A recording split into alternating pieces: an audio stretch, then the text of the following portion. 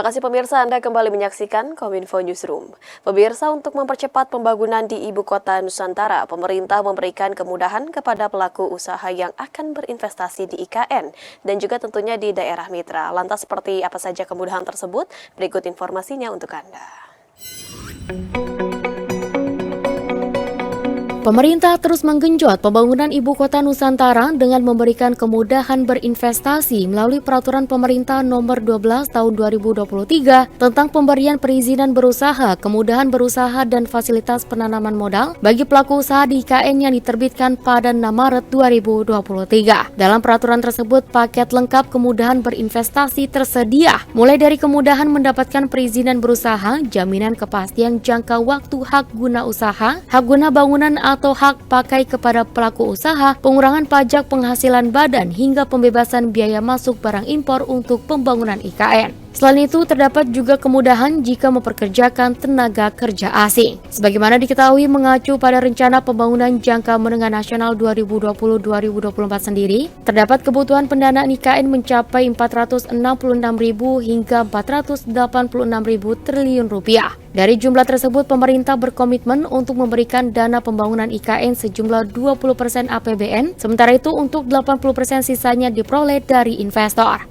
Hingga kini, Otorita Ibu Kota Nusantara mencatat total realisasi komitmen peminatan investasi di IKN sepanjang 2023 mencapai 41,4 triliun rupiah selama 3 rangkaian peletakan batu pertama tahap 1 hingga tahap 3. Jumlah investasi ini menandakan kepercayaan investor yang kian kokoh terhadap prospek pembangunan di IKN. Adapun nilai investasi IKN dalam groundbreaking tahap 1 pada 22 hingga 22 September 2023 sebesar 23 triliun rupiah yang terdiri dari 10 perusahaan dalam konsorsium Nusantara, meliputi Agung Sedayu Group Lead Konsorsium, Salim Group, Sinarmas Pulau Intan, Jarum, BCA Group, Wings Group, Adaro Group, Barito Pacific, Mulia Group, hingga Astra Group. Kemudian Otorita IKN menggelar groundbreaking tahap 2 pada 1 hingga 2 November 2023 dengan nilai investasi sebesar 13,1 triliun rupiah. Groundbreaking tahap ini dilakukan oleh Kementerian Perhubungan, Mayapada Hospital, Pakuwon Group,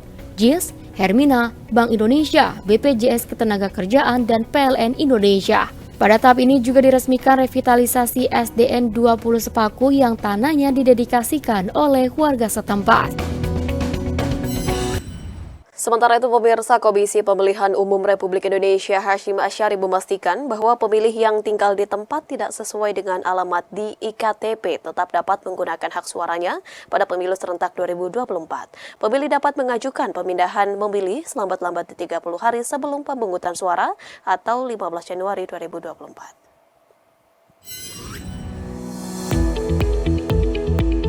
Ketua Komisi Pemilihan Umum Republik Indonesia Hasyim Asyari memastikan pemilih dapat mengajukan pindah memilih atau pindah TPS pada pemilu 2024 bila berada di tempat yang tak sesuai dengan alamat kartu tanda penduduk atau KTP-nya.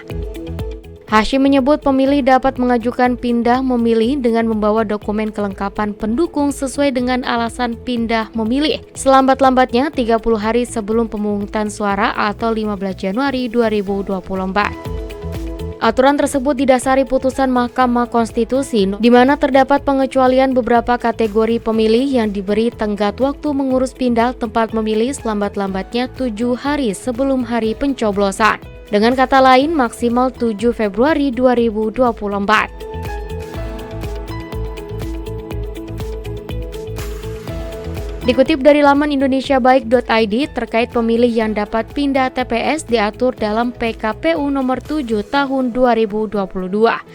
Dan berikut ketentuan pindah milih pemilu 2024.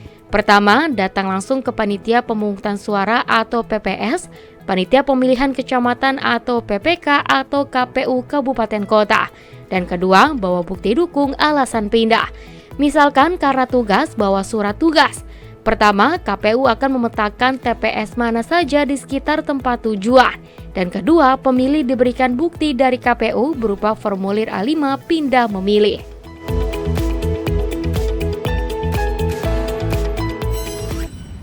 Dan pemirsa, informasi yang baru saja Anda saksikan tadi sekaligus menutup perjumpaan kita dalam Kominfo Newsroom hari ini.